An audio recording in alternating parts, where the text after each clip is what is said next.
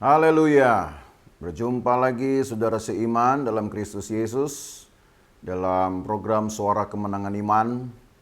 Kalau di hari yang Selasa lalu kita belajar dari ketujuh suku yang ditegur oleh Yosua karena kemalasan mereka untuk mendapatkan tanah warisan mereka, maka dalam episode ini kita akan melihat pada akhirnya ketujuh suku ini mendapatkan bagian mereka.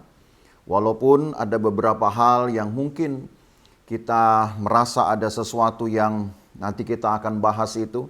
Ada yang seperti kurang memuaskan atau mungkin kurang seimbang. Tetapi yang jelas bahwa ketujuh suku tersisa yang belum mendapatkan tanah warisan pada akhirnya mendapatkannya, dan itu berarti selesailah sudah pembagian tanah warisan untuk ke-12 suku Israel. Tapi yang menarik adalah bahwa di akhir dari pembagian itu Yosua pun diberikan milik pusaka secara tersendiri, seperti yang kita lihat di dalam Yosua pasal 19 ayat yang ke-49 dan 50. Yosua 19 ayat 49 dan 50 tertulis begini. Setelah orang Israel selesai membagikan negeri itu menjadi milik pusaka mereka menurut daerah-daerahnya, maka kepada Yosua bin Nun diberikanlah milik pusaka di tengah-tengah mereka. Sesuai dengan titah Tuhan, mereka memberikan kepadanya kota yang dimintanya, yakni Timnat Serah di pegunungan Efraim. Kota itu dibangunnya dan menetaplah ia di sana. Yosua pun akhirnya mendapatkan tanahnya atau pusakanya setelah ia selesai membagikannya atas titah Tuhan. Dan dari ayat ini kita tahu, orang Israel pun pada akhirnya juga memberikan kepada Yosua sesuai atau tepat seperti yang diminta Yosua dan dikehendaki oleh Tuhan. Ini sebuah kebesaran Allah, saudara, yang di dalamnya juga mungkin turut terlibat pengaturan manusia.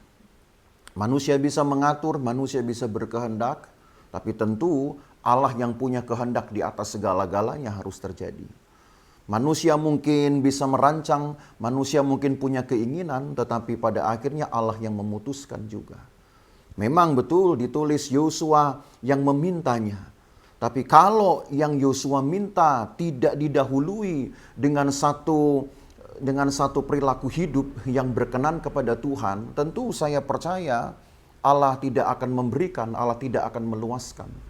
Jadi bekerjalah dua hal ini. Di satu sisi mungkin kita bisa meminta, kita bisa menuntut, kita bisa mengharapkan.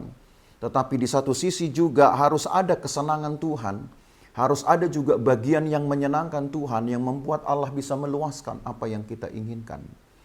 Hal kedua yang menarik adalah bahwa apa yang Yosua dapatkan ini dengan nama yang disebut Timnat Serah di pegunungan Efraim, itu adalah satu tempat yang memang secara geografis memberikan segala macam kelimpahan. Sebab kata Timnat Serah pun dalam bahasa Ibrani itu artinya adalah bagian ekstra, porsi ekstra, porsi yang ditambahkan, bagian yang ditambah atau dibuat lebih. Kalau Yosua mendapatkan itu, saya rasa pantas. Sebab Yosua mendahulukan kepentingan orang Israel. Memang dia cukup berjaksa. Dalam sisa waktu 75 hari setelah Musa mati, dia berjasa juga memimpin orang Israel menyeberangi sungai Yordan.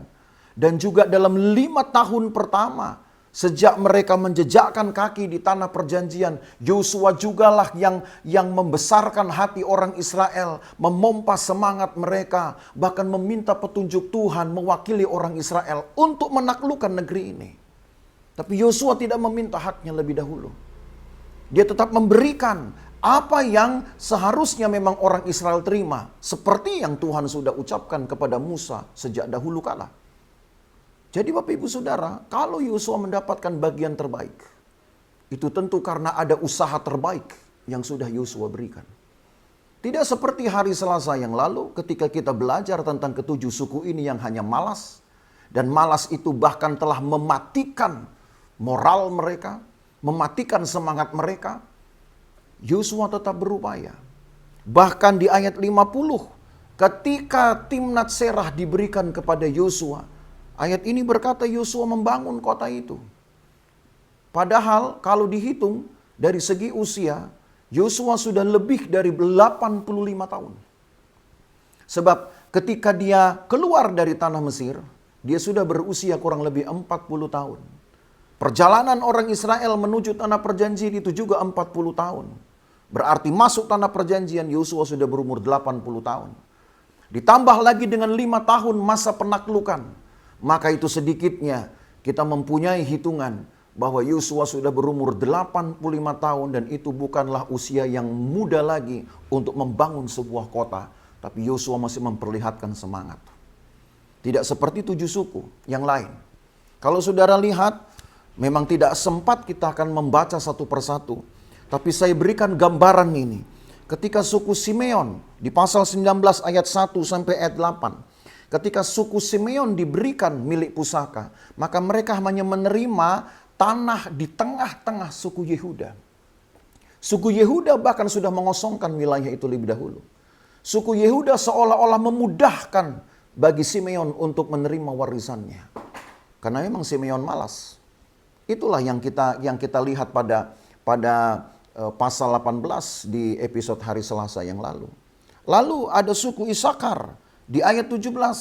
Ada suku Asyer di ayat 24. Menerima bagian mereka yang bahkan harus dikurangi untuk suku Manasye. Kalau saudara kembali kepada pasal 17, kita mundur sejenak Yosua 17 ayat yang ke-11. Yosua 17 ayat 11 tertulis begini. Tetapi di daerah Isakar dan Asyer ada juga kepunyaan suku Manasye. Jadi terpotong tanah pusaka mereka. Bapak Ibu Saudara, itu menunjukkan kalau mereka hanya berharap, bahkan berharap dengan kemalasan, apa yang mereka terima pun tidak akan memuaskan. Dan itulah faktanya. Memang kita bisa berkata, puji Tuhan, suku-suku ini menerima warisan. Oh puji Tuhan, sebagai anak-anak Tuhan kita pasti akan diberkati. Oh puji Tuhan, ketika kita berperang di jalan Tuhan, kita berperang melawan kedagingan kita akan diberkati. Tapi konsistensi yang menentukan, besar kecilnya berkat itu. Daya tahan yang menentukan. Kebosanan kita juga akan mempengaruhi Bapak Ibu Saudara. Tapi kalau Yosua pada akhirnya, terakhir hanya dia yang mendapatkan pusaka. Setelah semua dapat, justru yang terakhir itulah bagian ekstra yang Yosua terima. Timnat Serah itu sudah menggambarkan sebuah kelimpahan. Maka kalau saya ajak saudara untuk melihat di dalam Amsal pasal 11 ayat 25. Firman Tuhan berkata begini dalam Amsal 11 ayat 25. Siapa banyak memberi berkat diberi kelimpahan. Siapa memberi minum ia sendiri akan diberi minum. Siapa yang memberi berkat dia akan diberi kelimpahan. Tetapi di Amsal 13 ayat 4 sebaliknya justru berkata. Hati si pemalas penuh keinginan tapi sia-sia. Sedangkan hati orang rajin diberi kelimpahan. Selasa lalu kita lihat adanya semangat malas. Adanya mentalitas malas maksud saya. Sehingga 7 suku ini kalaupun mendapatkan tanah pusaka mereka tidak sebesar suku-suku yang lain. Ada yang mendapatkan di tengah-tengah, ada yang bahkan dipotong. Apakah saudara ingin berkatmu seperti itu? Apakah saudara ingin mengharapkan satu berkat Tuhan yang sebutlah tidak penuh jumlahnya sesuai dengan yang engkau impikan? Maka yang membedakan Yosua rajin. Karena kerajinannya. Bahkan nanti ketika kita akan membahas di pasal 24. Semangatnya untuk mengikut Tuhan itu pun tetap disuarakan kepada orang Israel. Sebelum dia mati, dia tetap memberikan motivasi. Rajin, berbeda dengan malas. Malas berkatmu akan dipotong-potong. Tapi kalau engkau rajin, berkatmu akan diberi ekstra. Timnat Serah, itulah gambaran kemenangan yang sesungguhnya. Kalau engkau rajin, Allah pun akan memberikan yang pantas buat engkau, yang layak buat engkau. Engkau tidak perlu membandingkan dengan orang lain, tapi itu pasti akan menjadi bagian terbaikmu. Maka kuatkanlah hatimu, tetap percaya, suarakan kemenangan imanmu.